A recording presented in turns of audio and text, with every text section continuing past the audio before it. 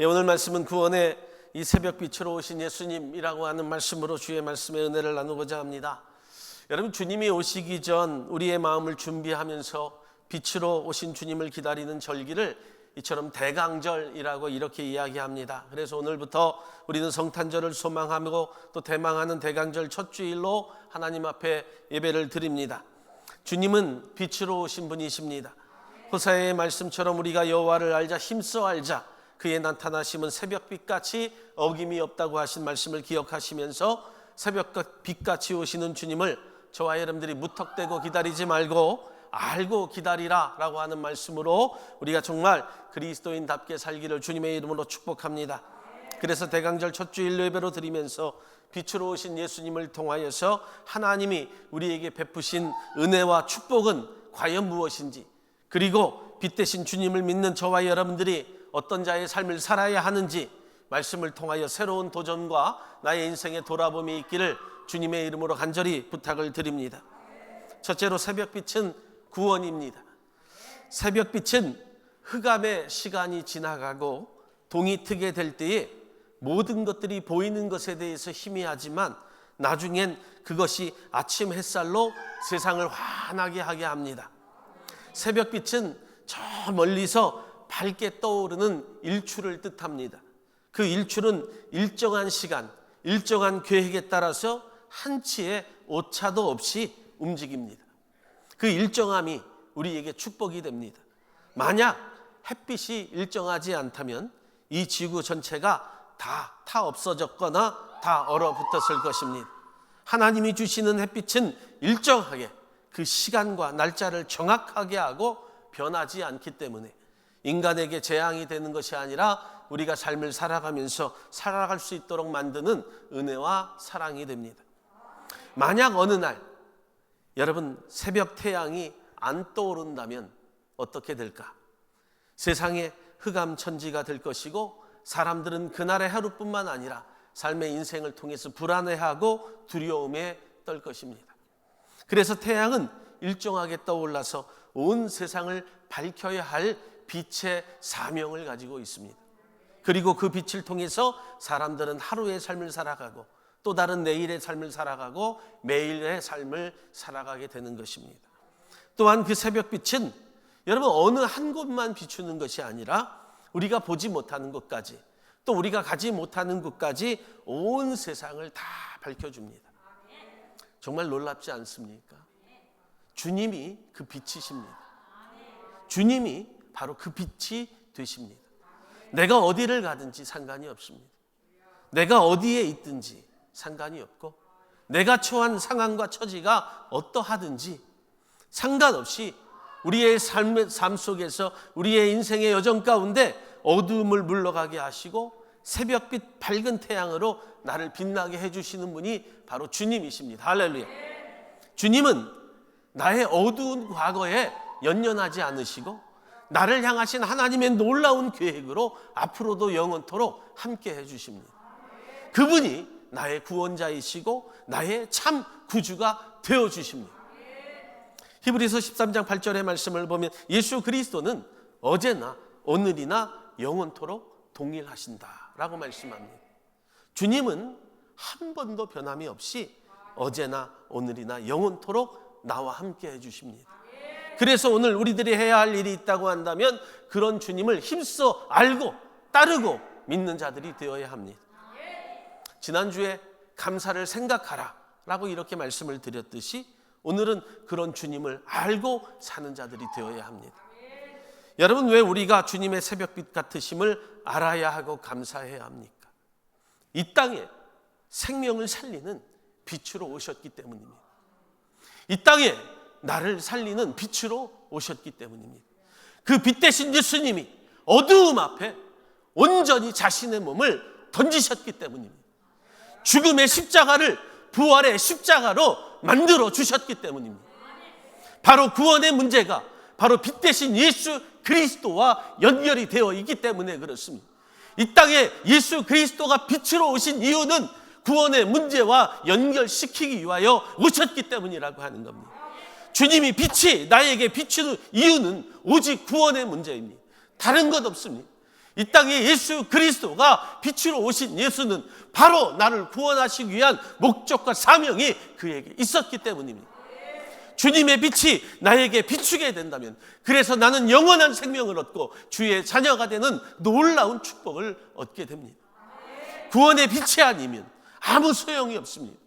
이 땅에 예수 그리스도의 빛이 아니면 우리의 인생과 우리의 신앙의 여정은 아무 의미가 없다는 겁니다. 오늘 저와 여러분들, 구원의 빛이 나와 함께 하심을 믿기를 예수의 이름으로 축원합니다. 두 번째는, 새벽빛은 일정하고 그래서 흔들림이 없어야 합니다. 우리의 구원은 어디에 근거하고 있습니까? 우리의 구원의 근거는 어디에 있습니까? 바로 예수 그리스도를 믿는 믿음입니다. 예수를 참빛으로 믿는 자가 믿음이 있다는 증거이고, 그것이 구원의 원인이 됩니다. 다른 것이 없습니다. 내가 예수 그리스도를 믿는 믿음의 증거자가 되고, 내 입술로 예수 그리스도가 나의 참빛이 되심을 믿겠다고 고백하는 자가 그것이 믿음이 있는 자라고 하는 겁니다. 그 은혜는 강권적인 하나님의 역사이기 때문에 그래서 절대로 흔들림이 있어서는 안 됩니다. 그런데 구원에 대한 믿음에 흔들림이 있다고 하는 증거는 아직도 내가 회개하고 내가 결단해서 구원받았다고 생각하고 구원의 근거를 나의 믿음에 두기 때문입니다. 내가 잘했다고, 내가 열심으로 수고하고 헌신하는 한 해가 되었다고, 내가 잘 믿으니까 하나님이 구원해 주시고 축복해 주셨다고 자랑하기 때문입니다. 만약 내 믿음이 구원받았다면, 그럼 예수님이 이 땅에 새벽빛처럼 오시고 정말 십자가를 위하여, 나를 위하여 죽으신 것과는 아무 의미가 없다는 겁니다. 오늘 우리 모든 성도들이 반드시 알아야 할 구원의 문제, 반드시 알아야 할 것은, 여러분, 구원의 문제는 절대로 흔들리지 말아야 한다는 거예요. 그런데도 내 구원의 문제가 자꾸 흔들립니다. 사람의 말 때문에 흔들리고요, 내 생각 때문에 흔들립니다. 때로는 환경 때문에 흔들리고요, 때로는 조건 때문에 흔들립니다. 또한 만약 성도들 가운데 이 믿음의 문제, 구원의 문제를 가지고 내 삶의 시험거리로 삼는다면 정말 구원받은 사람의 모습이 아니라고 하는 겁니다. 구원의 문제는 믿음의 문제라고 하는 것, 예수 그리스도를 믿는 믿음과 구원의 문제는 내가 기쁘고 내가 슬프고 잘되고 안되고의 문제가 아닙니다. 지금 내 상황이 좋고 안 좋고의 문제가 아니라고 하는 거예요. 내 건강이 지금 좋고 내 건강이 나쁘기 때문에 구원의 문제와 믿음의 문제가 여러분 흔들려서는 안 된다는 거예요. 구원의 확신의 문제는 이런 문제와는 전혀 별개의 일임을 저와 여러분들이 깨달아야 된다는 거예요. 주님의 새벽빛이 어떠하다고 말씀합니까? 변함없이 일정하다고, 변함없이 일정하다고 성경이 말씀을 합니다. 믿음은 일정해야 합니다. 믿음의 삶은 기쁨과 슬픔과는 상관없이 내가 일정하게 예수 그리스도를 영접한 자의 삶은 언제나 일정한 믿음으로 여러분 동일하게 나타나야 합니다. 즉 신앙의 기복이 없어야 된다는 거예요. 오늘 주님은 새벽빛처럼 일정하심을 성도들에게 선포하는 거예요. 선포한다는 것은 들으라는 것이고 알라는 겁니다. 우리의 믿음의 문제가 흔들리지 말아야 할 이유는, 구원은 우리의 믿음의 대가나 보상이 아니라 주님의 일방적인 은혜요 선물이기 때문이라고 하는 거예요. 믿음은 구원의 열매요 결과요 보증이요 담보라고 하는 거예요. 그렇기 때문에 믿음과 구원은 내 편에서 이루어진 것이 아니라 주님 편에 있기 때문에 절대로 흔들리거나 빼앗기는 것이 아니게 됩니다. 그래서 여러분, 내 인생이 조금 부족하고 지금 내가 조금 힘들어도 절대로 내 믿음의 문제와 구원의 문제는 흔들려서는 안 된다는 거예요. 사랑하는 저와 여러분들, 왜 주님이 이 믿음의 문제를 가지고 열매로 표현하셨는지 아십니까? 아주 오묘한 은혜가 여기에 담겨져 있습니다. 쥐뜨리 가족 여러분, 과일나무를 키울 때 매년 열매가 풍성하게 잘 열립니까? 농사를 지어도 그렇고 과실나무를 심어도 다 마찬가지입니다. 열매가 클 때가 있고 또 작을 때가 있기도 합니다. 풍년이 들 때가 있기도 하고요. 여러분, 흉년이 들 때가 있기도 합니다. 벌레가 많아서 과일이 보잘것없이 생길 때가 있고 또 어떤 때는 여러분, 과일이 탐스럽게 보기에 좋기도 합니다. 사실 믿음이 바로 그렇습니다. 좋을 때도 있고요, 나쁠 때도 있습니다. 믿음이 보기에 내가 건강할 때가 있고요, 믿음이 나락으로 떨어질 때도 있습니다. 그런데 여러분, 한 해 제대로 열리지 못했다고 해서 다음 해에 바로 잘라버리지 않습니다. 그렇다고 해서 그 나무가 과일나무가 아니라고 말할 수 없는 겁니다. 주님도 무화과의 나무의 열매를 잘라버리라고 말하고 하는 것을 들었을 때 한 해 더 두고 보자고, 한 해 더 두고 보자고 할 정도로 믿음이라고 하는 나무의 열매는 언제 날지 모르기 때문이라고 하는 거예요. 그렇습니다. 여러분, 왜 우리가 열매를 걱정해야 합니까? 왜 우리가 열매를 걱정하면서 살아가는 존재로 살아야 합니까? 저와 여러분들은 그냥 나무에 붙어있는 가지이면 되는 겁니다. 예수 그리스도라고 하는 구원의 놀라운 축복의 나무에 붙어 있으면 언젠가는 열매가 열리게 되어 있습니다. 열리고 안 열리고의 문제가 나를 결정하는 것이 아닙니다. 비록 내 모습이 그 열매가 초라해 보일지라도 그것이 열매가 아니라고 말할 수 없다는 겁니다. 또한 열매는 순식간에 많이 열리는 것이 아니라 조금씩 한 해 한 해 그 열매의 숫자가 많아진다는 거예요. 그래서 구원은 불안정한 우리의 믿음의 동기나 원인이 아니기 때문에 주님의 일방적인 은혜에 근거한 것이기 때문에 절대로 흔들리거나 불안정하지 아니하고 그야말로 새벽빛처럼 영원하고 동일한 믿음을 소유한 자들이 되어야 합니다. 우리의 구원이 우리의 믿음이나 결단보다 하나님의 뜻입니다. 하나님의 뜻이 있기에 오늘날 저와 여러분들이 구원을 얻은 자이고 믿음을 소유한 자들이 되었습니다. 지난 시간에도 감사는 하나님의 뜻이기 때문에 하나님의 뜻을 이룰 줄 아는 성도가 되어야 한다고 말씀을 드렸듯이 오늘도 저와 여러분들 우리의 삶 전체가 하나님의 뜻에 의하여 움직이고 믿음의 구원의 근거를 두고 있기 때문에 여러분, 모든 것이 주님의 은혜고 일방적인 하나님의 주권이라고 하는 사실을 믿고 감사하며 사는 자가 되어야 합니다. 로마서 5장 6절의 말씀을 보면 우리가 아직 연약할 때 기약대로 그리스도께서 경건하지 아니하는 자를 위하여 죽으셨도다라고 하는 말씀.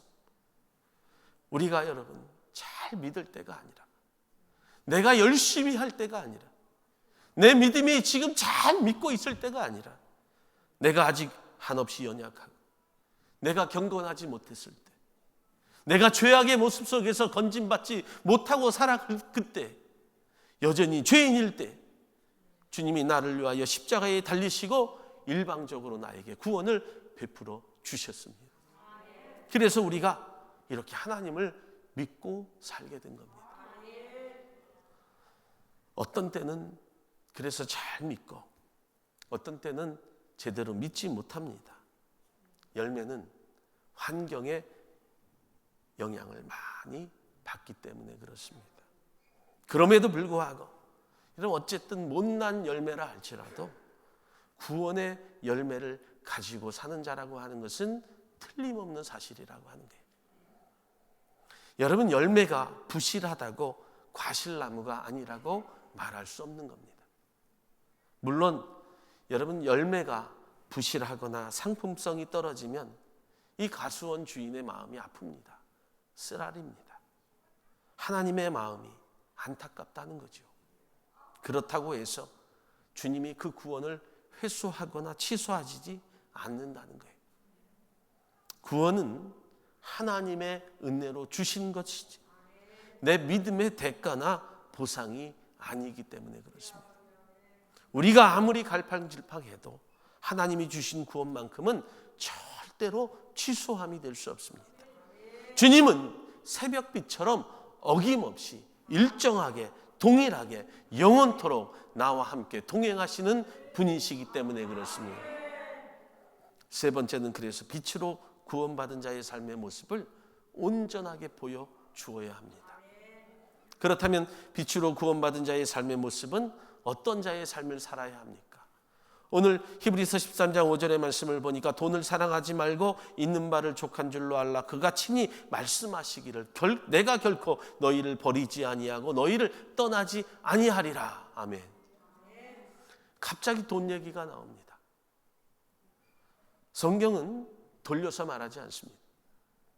이번 한 해를 살면서 영원토록 함께 하신 주님이 나와 함께 하심을 믿는다면 여러분 이 한 해를 통해서 무엇을 하며 사셨습니까? 이 한 해 정말 내가 열심으로 찾은 것이 무엇입니까? 주님은 나를 빛나는 자로 만들어 주시기 위하여서 이 땅에 오시는데, 그리고 또 오셨는데 나를 돌이켜보면 여지없이 나는 돈을 쫓는 자로 살았다는 거예요. 빛의 사명을 가지고 살아가야 하는 것이 맞는데 결국에 이 한 해를 돌아보면 우리들이 돈을 위해서 죽어라고 일했고, 돈 때문에 상처받고, 돈 때문에 믿음이 흔들리는 것을 보았다는 거예요. 우리가 정말로 이 한 해를 살아오면서 무엇을 위해 살았는지 한번 곰곰이 생각해 보면 돈 때문에 지치고, 돈 때문에 낭망하고, 돈 때문에 싸우고, 돈 때문에 힘들어졌다는 거예요. 돈이 참 우리를 비굴하게 만들기도 하고요, 속이게 하기도 하고요, 배신하게 하기도 합니다. 돈 때문에 내가 하나님 앞에서 인색하게 되고, 돈 때문에 교회 안에서도 시험이 든다는 거예요. 여러분, 내가 돈이 없어서 감사하지 못한 것이 아니라 사실 하나님을 사랑하는 마음이 없어서 감사하지 못하는 거예요. 돈이 문제가 아닙니다. 내 삶의 마음의 문제가 돈을 더 사랑함이 여러분 먼저였기 때문이라고 하는 거예요. 이 한 해를 살면서도 돈 걱정 때문에 낭망하고 힘들다는 것이 사실이라는 거예요. 내가 믿음의 문제로, 구원의 문제로 머리를 싸매고 하나님 내가 이 구원의 문제 때문에 지금 힘들어하고 있습니다라고 말하고 살 것이 아니라 돈 때문에 힘들다, 돈 때문에 지금 내가 낭망한다고, 돈 때문에 저 사람과 싸우고, 돈 때문에 배신당했다고, 내가 지금 힘들다고 말하는 것이 모든 이들의 마음이 똑같다라고 하는 거예요. 내가 하나님 더 잘 살게 해달라고, 빛으로 오신 예수 그리스도를 내 마음에 두고 살겠다고 다짐하는 것이 아니라 돌이켜보면 다 돈 때문에 힘들어한 한 해가 되었다는 거예요.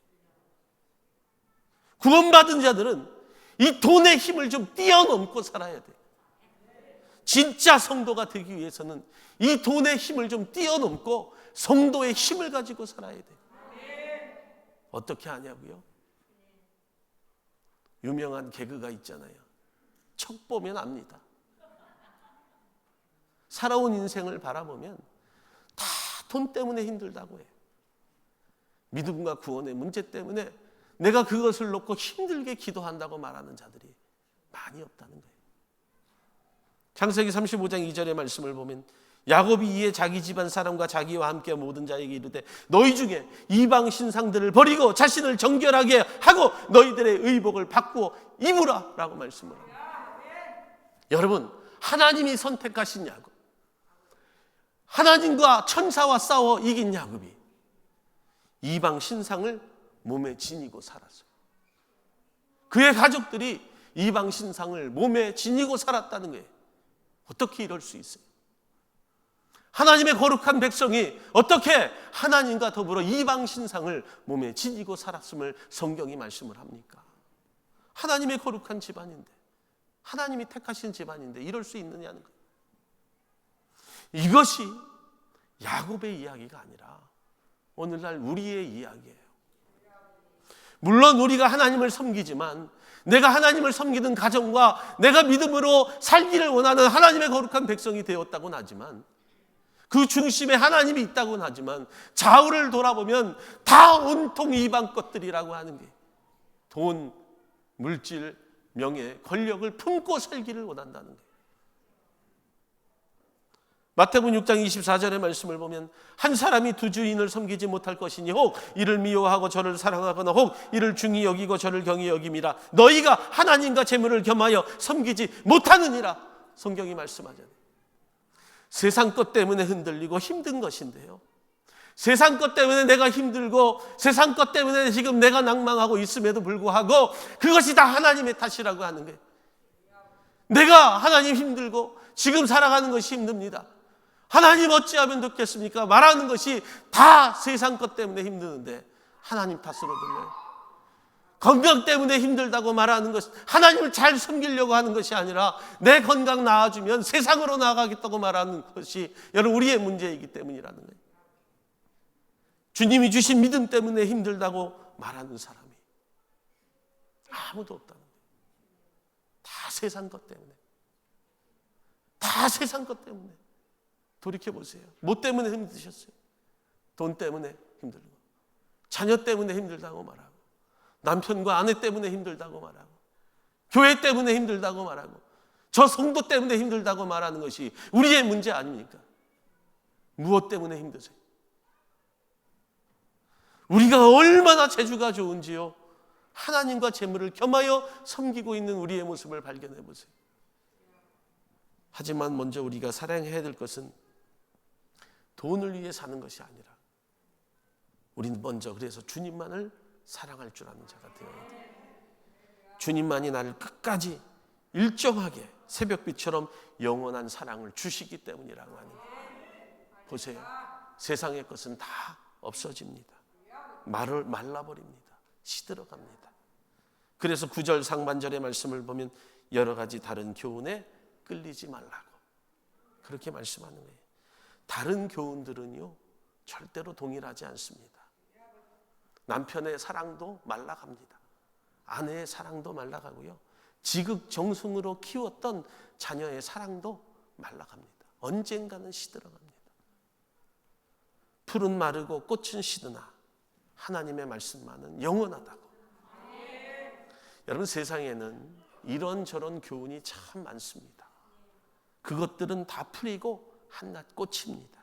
그래서 곧 시들고 떨어집니다. 우리의 삶이 철저하게, 아주 철저하게 하나님 말씀 중심이어야 할 이유가 바로 여기에 있어요. 한 해를 살아오면서 하나님의 말씀으로만 살아야 될 이유가 바로 여기 있다는 거예요. 이번 한 해 정말 말씀 중심으로 사셨습니까? 하나님의 말씀으로만 살려고 노력했습니까? 요즘 성도는요, 교회와 목회자가 참 관대하기를 원합니다. 그래서 사랑이라는 이름으로 똘똘 뭉쳐있는 목회자와 교회이기만을 원한다는 거예요. 싫은 소리 하는 거 싫어하고요, 책망과 교훈과 바르게 한 말씀을 듣기를 원하지 않습니다. 다른 세상의 종교 이야기하고 싶지 않지만 사실 불교나 천주교 여타 세상의 종교들 성도들에게 있어 굉장히 관대합니다. 굉장히 관대합니다. 다 이해한다고 하고 다 받아들이고 다른 종교에도 구원이 있다고 그렇게 말합니다. 그런데 우리 기독교는요 매우 살벌합니다.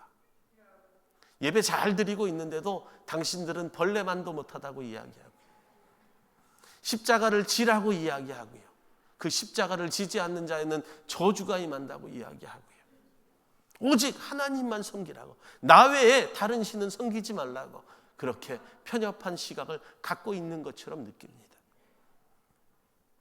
그래서 세상의 것은 다 비슷비슷하니까 모두가 진품으로 간주하고 우리가 좀 서로 존중하면서 이렇게 살자고 말합니다. 그렇다면 여러분, 주님이 이 땅에 오셨을 때 회개하라, 천국이 가까웠느니라, 뭐를 회개하라고 하신 겁니까? 하나님께서 우리를 향하여 뭐를 회개하라고 하시는 거예요? 주님이 오늘 이곳에 오셔서 회개하라, 천국에 가까웠다라고 말씀할 때 여러분 무엇을 회개할 수 있겠어요? 도둑질한 것, 남을 미워한 것, 이런 것들을 회개하시겠어요?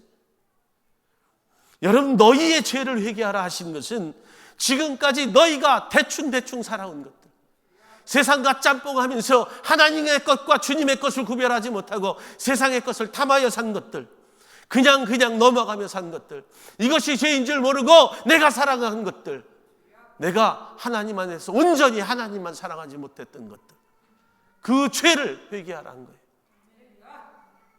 죄의 모습은 모양이라도 버리라고 한 것이 잘못입니까? 성도에게 있어서 죄의 모습은 모양이라도 버리라고 하는 것이 잘못이냐는 거예요. 주님의 말씀은 살아있고 운동력이 있어서 우리의 모든 것까지 쪼개는 능력이 있음을 우리들이 믿고 여러분 죄 앞에서 꼬꾸라지라고 하는 것이 여러분 잘못이냐는 거예요. 진실과 거짓 앞에서 진실하자 오직 예수만 믿자라고 하는 것이 잘못이에요. 독선이고 너무합니까? 이렇게 말할 수 있느냐는 거예요. 오늘날 저와 여러분들이 진실과 거짓을 반드시 밝혀야 돼요. 우리가 선교 바자회 때요, 물건이 있는 곳을 제가 이렇게 한번 둘러보았어요. 그런데 가방이 하나 눈에 딱 들어왔습니다. 고동색 가방인데 루비똥이에요.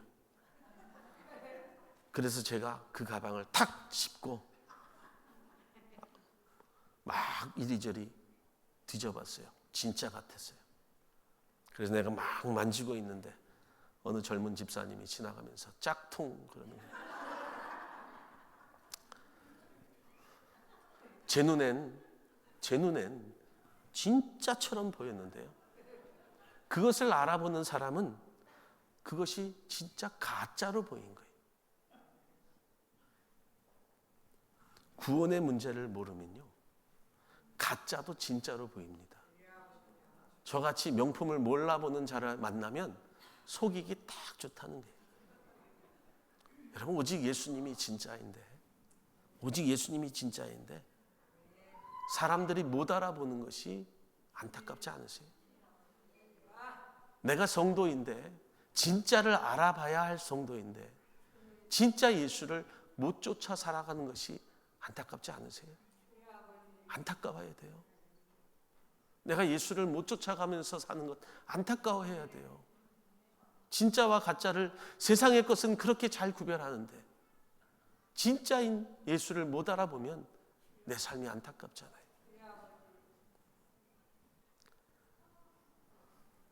우리 전승원 집사님 밖에서 예배 드리고 있지만 우빈이 아들이 저를 잘 따르잖아요. 저의 품에 잘 안깁니다. 우빈이 아빠가 저와 등치도 비슷하고요, 머리 사이즈도 비슷하고. 그런데요, 우빈이가 저를 아빠라고 부르지 않습니다. 아세요? 비슷하게 보여도 절대로 아빠라고 부르지 않습니다. 진짜 아빠가 나타나면 그냥 가버립니다. 저 쳐다보지 않아요. 비슷한 것이 아무리 많아도요, 진품은 하나입니다. 세상이 말하는 종교들이 선을 추구하고 남을 용서하고 살자고 사랑하자고 살자는 것이 볼수록 진짜 같아 보여도, 그래서 시비하지 말고 누이 좋고 매부 좋고 좋은 일로 우리가 같이 살아가자고 그렇게 말을 해도 진짜와 가짜는 다르다는 거예요. 확실히 가짜와 짝퉁을 골라내서 저와 여러분들이 진품을 지켜야 된다는 거예요. 만약 여러분 진품을 지키지 못하면 진짜가 힘을 잃게 되고 그 명맥도 유지하지 못합니다. 진짜가 가짜와 섞이고 팔리는 순간 진짜도 가짜가 되어버립니다. 제 기억에 한 10여 년 전에요, 한국의 유명한 백화점에서, 명품관이라고 불리는 백화점에서 여러분 그 루비똥을 가짜와 섞어서 팔았어요. 기억나실 거예요. 백화점의 명품관, 믿고 살 수 있는 곳이지만, 그래서 믿고 샀는데 산 모든 것이 가짜였다는 거예요. 아무리 진짜를 샀어도 판 곳이 가짜를 파는 곳이기 때문에 전부 도매급으로 넘어가서 그곳에서 가방을 산 사람들은요, 남에게 말도 못했대요. 진짜 신앙을 찾아야 돼요. 진짜가 있는 곳을 찾아 나서야 돼요. 우리는 주님 앞에서요, 이 가짜를 다 뿌리를 뽑아버려야 돼요. 여러분, 우리의 가짜 믿음 뽑아내셔야 돼요. 우리의 가짜 신앙 뽑아버려야 돼요. 남들에게 잘 보이려고 하는 그 못된 신앙도 다 뽑아버려야 돼요. 오직 우리는 예수 그리스도 앞에만 진실로 보여지는 신앙을 갖고 살면 돼요. 그래서 가짜 신앙 위에 또 다른 씨앗을 뿌리면 안 돼요. 다 뽑아내고 새롭게 심어야 돼요. 그리고 다시 시작해야 돼요. 시대가 얼마나 악해졌는지 모릅니다. 하나님의 빛은요, 일정한데, 새벽빛이 일정하게 그 시간 가운데, 계획 가운데 떠오르는데, 나의 죄와 더러움으로 인하여서, 죄악의 모습으로 인하여서 주님의 빛이 자꾸 가려지고 있는 이 시대를 저와 여러분들이 살고 있어요. 더러움에 같이 취하고 더러운 것들을 먹고 마시고 더럽혀진 몸으로 내가 천국 가기를 원한다면 어떻게 하겠어요? 한 해의 마지막이 아니라 이 세대의 마지막이라고 하는 사실을 저와 여러분들이 좀 깨닫고, 내가 오늘도 이 마지막 세대를 살아가는 사람들로 진실하고 깨끗하고 하나님 앞에 거짓 없이 살겠다고, 내가 진짜 신앙을 갖고 살겠다고 다짐하고 외쳐야 되잖아요. 그래야 나도 살고요, 가정도 살고, 자녀도 살고, 교회도 살고, 국가도 살고, 이 세상에 살 수 있는 거예요. 사랑하는 가족 여러분, 오직 예수님만이 진짜 명품이고 진실이에요. 믿으십니까? 진짜를 가지신 분들은요, 그래서 아무리 진짜처럼 보이는 것이라 할지라도 짝퉁을 알아봐야 돼요. 가정에서, 교회에서 자녀들이, 남편들이 여러분들을 바라볼 때요, 금방 알아챕니다. 진짜 신앙을 갖고 사는지, 가짜 신앙으로 교회를 덜렁덜렁 다니는지 다 안다는 거예요. 말을 안 할 뿐이지. 어떻게 보이시겠느냐? 내가 진짜 성도로서 살아가야 될 때 자녀에게, 가정에서 어떻게 보이고 살겠는지는 여러분들이 판단하세요. 오늘 여러분들은 진짜 명품 신앙으로 살아가십시오.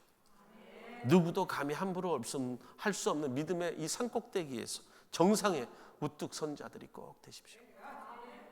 말씀을 마칩니다. 주님은 새벽빛처럼 오십니다. 이 온 우주를 통틀어서 예수님보다 위대한 분 없습니다. 어제나 오늘이나 영원토록 동일하신 하나님의 사랑과 새벽빛같이 일정하게 주님의 말씀으로 그 생명을 얻고 살아갈 수 있는 하나님의 거룩한 백성 되기를 예수의 이름으로 축원합니다.